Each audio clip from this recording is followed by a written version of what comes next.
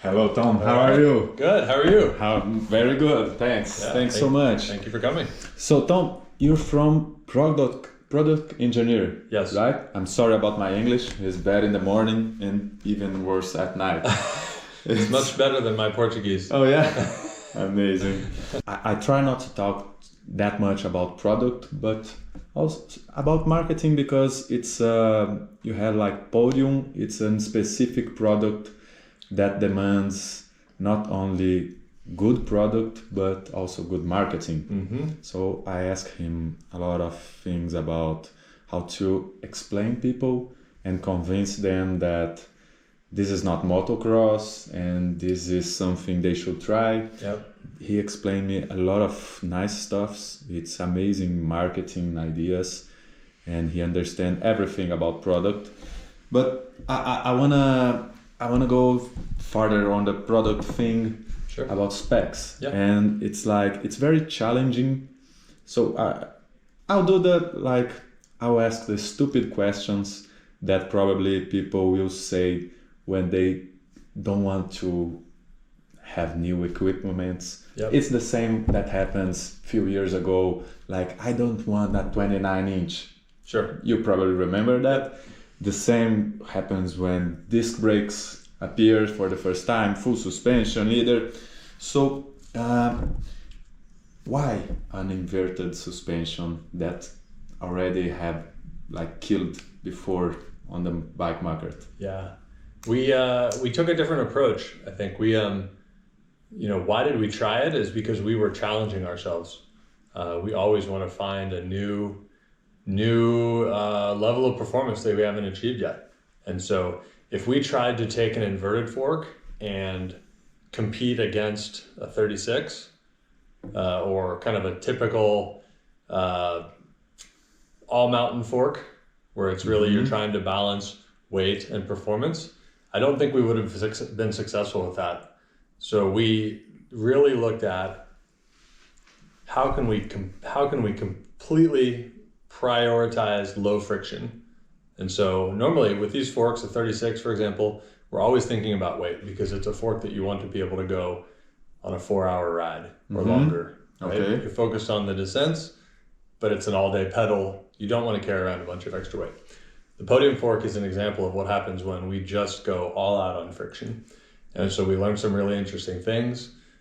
We were excited to ride it and had good ride feedback from our test riders. We've had good feedback from athletes. And so we decided to go forward with it. So it's all about friction to invert the fork. Yeah, it's all the inverted fork allows us to do some things, specifically with bushing overlap, that reduce the friction in a way that isn't possible on a regular Technically, regular fork. Why is the friction reduced? So, and also, why friction is that important? yeah, good question. So friction is kind of like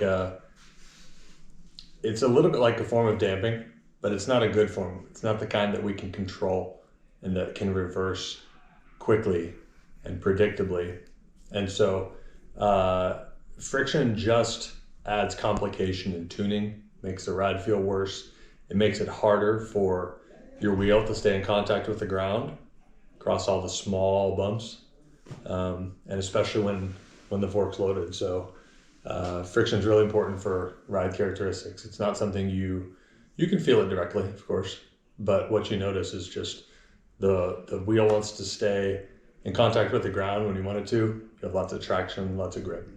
When you have no perfect friction, it's like the fork moves like gradually and not smooth. Right. That's it? That's part of it, yeah. Or even when it moves smoothly, it might be hard to move.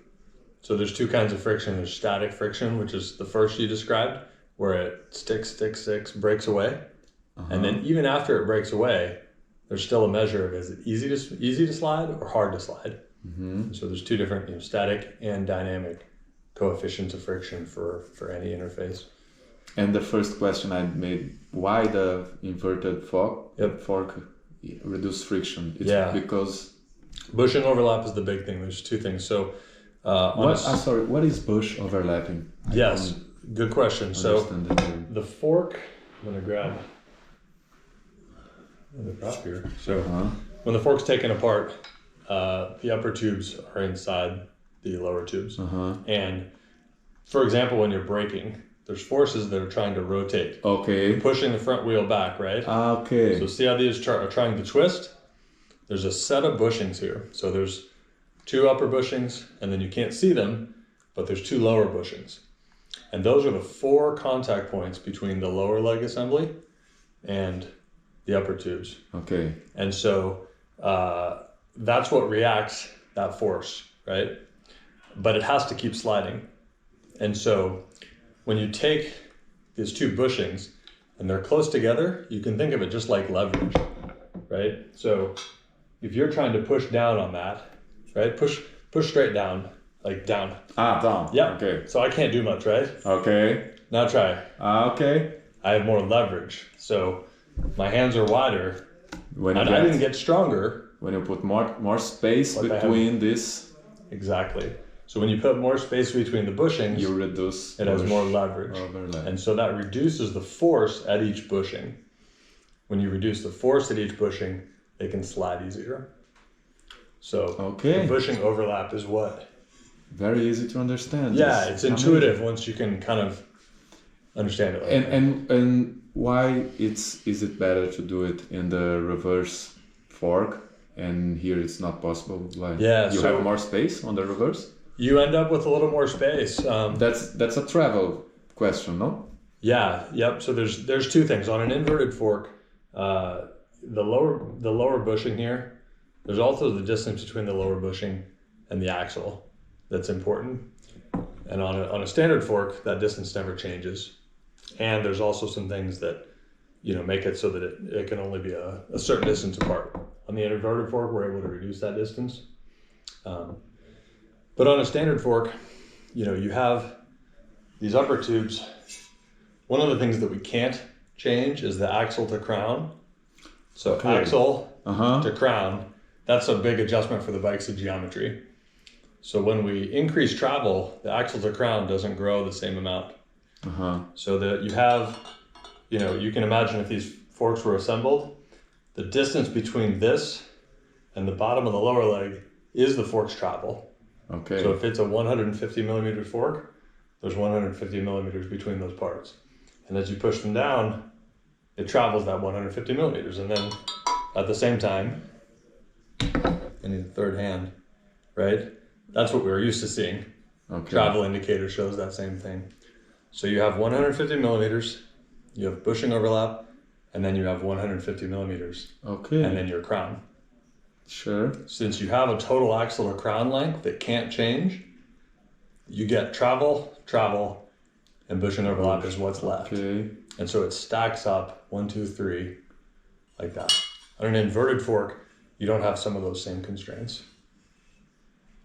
You don't? No, you don't. You're able to lay things out to get a larger bushing overlap.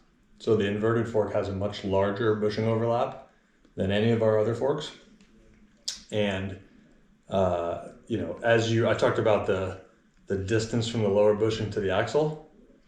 When the fork compresses on an inverted fork, that distance gets smaller, Okay.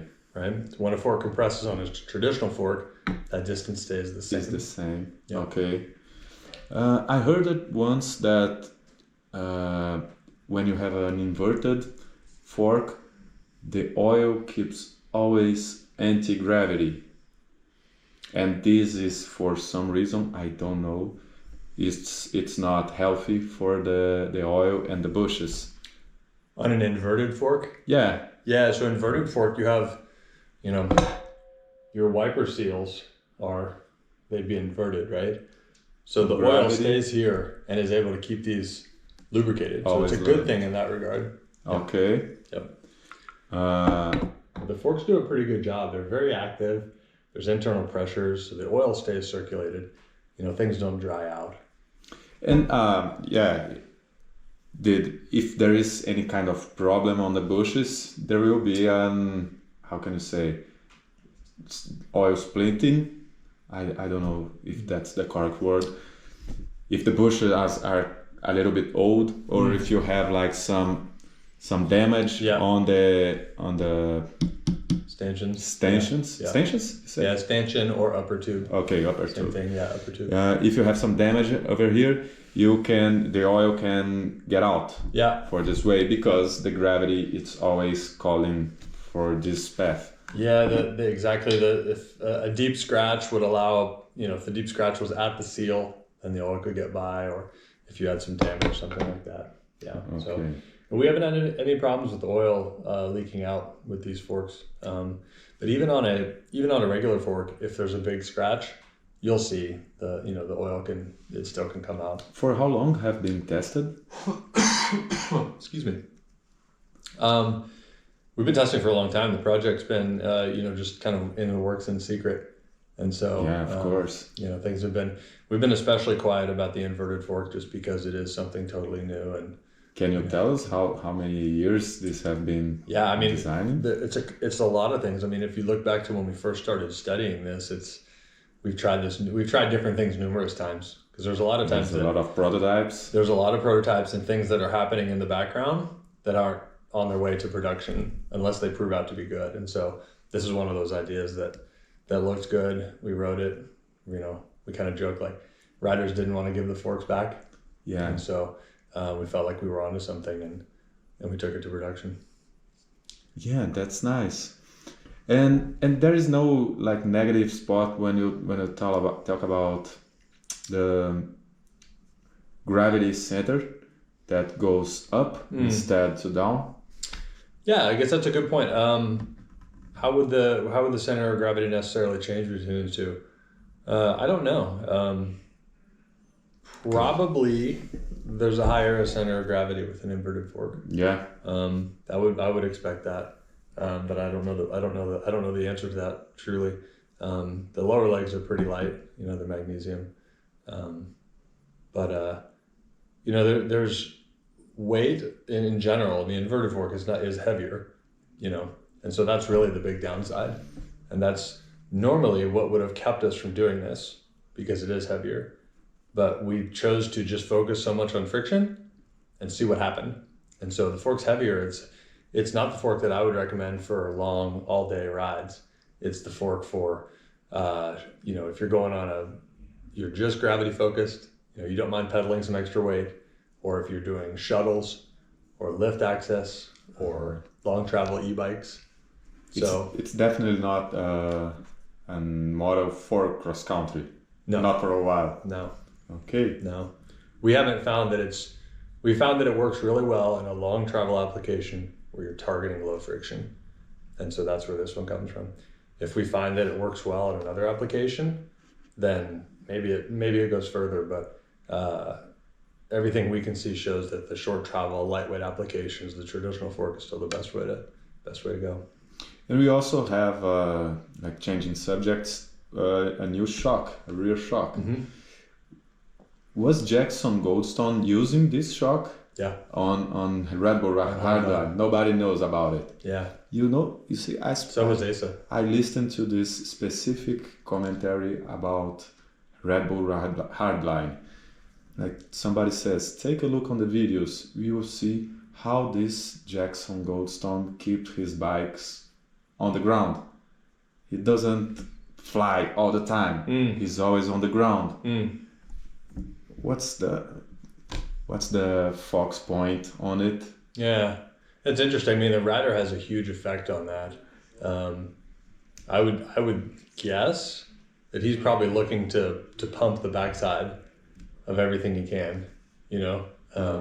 Jackson's a really skilled rider and a really active rider, and so everywhere he can catch a little downside and push into the ground, pushes himself forward that little bit. And those guys are always looking for tenths, thousandths of a second. Bike was always on the ground. It's just watch the videos, and that's the magic. Yeah. I mean, you can't steer if you're in the air. You can't? Not in the air. So what is steer? It's like steer.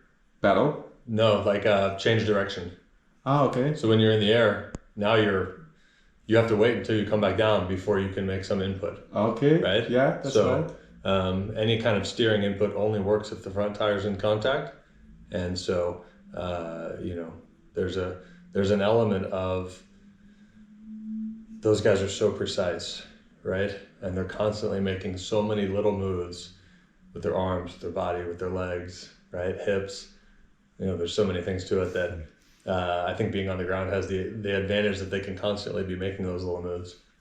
You see, I'm sorry, I need to come back to the podium because I forgot this question here.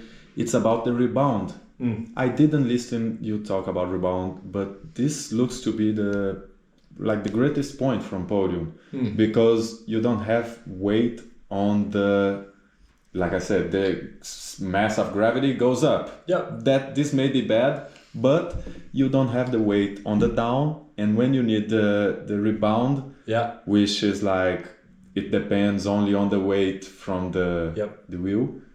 In that case, it's better, right? For precision on the rebound only. Yeah, I mean, you'd be comparing the lower leg, which is unsprung weight, comparing it to the two lower tubes on the podium and the two lugs. I don't know how the weight compares. I don't know if it's significantly different. The lower legs are pretty light. Yeah. So, yes, it is. It's magnesium. So cast magnesium lower legs pretty light. The lower tubes and the forged lower lugs, I don't know if it ends up being lighter for unsprung weight or not. Yeah, that's amazing.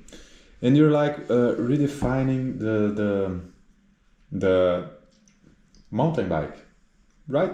When you say 36 SL, we're able to do that kind of stuff with this weight. It's this changed the whole perspective of mountain biking, where you're going, what kind of race you're doing with what kind of equipment. What do you expect from mountain biking in the next years? That's a good question. I know we're going to be working to make things better. That's what we want to do. We're just passionate about making suspension that's better than we've ever ridden, because you only know the best you've ever ridden, and so we're always challenging ourselves to not be complacent. You mentioned it with our lineup. There was places where we felt riders were having to make a compromise. I want that fork's weight, but I want that fork's stiffness, and they have to pick one. And so 36 SL is a good example of, now you've got the stiffness you want and you didn't get a weight penalty. So for that 130, 140 trail rider that wants to go on really long rides, is going to climb a ton of elevation. That's a fork that now does everything. We've split our lineup into smaller pieces, and so there's less compromises. For anybody that's kind of between forks, we think the answers are even easier now. That's me. That's what I want. That fits my riding style. That's nice. And something really new that happens is the lever. This is solution for a lot of pollution we have on the bicycles. Pollution's a good description. You see, we had few years ago twin lock from Scott, but they had 3 levers, and that's too much. It's I don't know. It works very well. But when you have 3 levers, and now it's a system it's 1 lever for suspension, for the 2 suspension. Please explain me how it works. So there's 1 lever for the dropper, and like you said, there's 1 lever for the suspension. And that can be set up to be either 2 position or 3 position. So it depends on the dampers. 3 position would be open, medium, firm. Okay. 2 position would just be open or firm. And so the same lever, change out 1 small part, you can do either one. So it works for the different dampers that we make. But the suspension lever allows you to use 1 lever to lock and unlock your suspension. So that's how it goes from 3 levers to 2 levers. Okay. And this takes us to something that probably it's on the Fox Next News about electronic things. What's up to electronic? What's your idea about the electronic necessity? We already had the dropper electronic. Is it working well? I never tested. And what you got for suspensions? The electronics are fun. they aren't necessary. They're something that allow us to do things that we can't do with mechanical only. And so, but they're going to be expensive. It costs a lot of money to develop. It costs a lot of money for each assembly to source. And so I don't think that electronics are going to be seen everywhere, for a long time, if at all. I think the cost is always going to be a challenge, but there's so many things you can do differently. So if we talk about our wireless electronic dropper, the Transfer Neo, the lever itself, now you've got this tiny little short throw, whereas previously it's a full mechanical push. And you have to have that full push with a cable actuated post. There's an energy span on it. Yeah, exactly. You need leverage. So you can now roll the remote further, and instead of like unwrapping your thumb from the bar and pushing all this, you're kind of losing control when you unwrap. Yeah, right? I do. So you just make the small thumb movement, your hand's more wrapped around the bar, you're more in control, less energy. And so the remote is, it's not something that instantly you think of, but once you get used to using it, the remote is great. And then the other thing you can do is really small adjustments. So it's actually faster on and off because you don't have this full sweep of opening and closing the valve. It's so fast that if you push the post to bottom out, you can sit there and creep it up in maybe 1 to 5 millimeter increments, really small. It's not a controlled amount. I'm sorry, I don't understand why this small controls. Yeah. Can you repeat again, please? We can open and close the valve faster with the motor that we use compared to a cable actuated post. Like a person can open and close only so fast. And maybe the post moves up, 50 millimeters. Okay. By the time the person is able to go open close, that's a cable actuated. But on the electronic, you can go. Zip, zip. Oh yeah. Yeah, I'll show you on my bike. Okay, I want to see. The post is fast. Really fast. Yeah. Ah, nice. Yeah.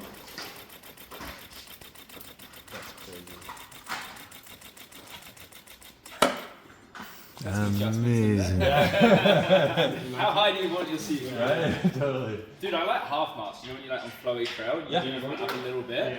Or on an e-bike, when you're climbing steep. When you're real steep and you only want to go up like a little bit. On an e-bike, it's epic. Like when you're like. Yeah. So we have we actually had to invent our own wireless protocol, communication language, to be able to be fast enough. Bluetooth was too slow. And this must be. Oh yeah, it's not Bluetooth. It's not Bluetooth. Bluetooth is too slow. And so that's what some of the early electronic posts were, and they're slow. You paid all this money, you have a battery to charge, but your post isn't better. And so for us, there's no point in making that product. It has to be better, especially if you're going to spend more money. And when you say better, you're talking about speed. Yeah, speed is a big one. Yep. Okay. So the post it's fast communication, so fast response. It also returns with a nice fast return speed. So there's a lot of things to like about that post, and of course the installation is quite easy. But the installation should be easy, but the hard thing must be to you guys on the development. Yeah. That you gotta learn a little bit for programmation and electronics and stuff, right? Yep. It's like, how can you say, bike mechanics it's something that evolution, like few years ago you just need to know the bolt you're gonna push, and now you gotta understand some cell phone app to put your gears on the way. We I'm a mechanical engineer, and so we didn't take mechanical engineers and try to get them to learn that. We hired electrical and computer engineers, and so it's electrical and computer engineers and software engineers working together with mechanical engineers as a team. So we have a dedicated, we call them mechatronics team, but that's what they do, is the electronics.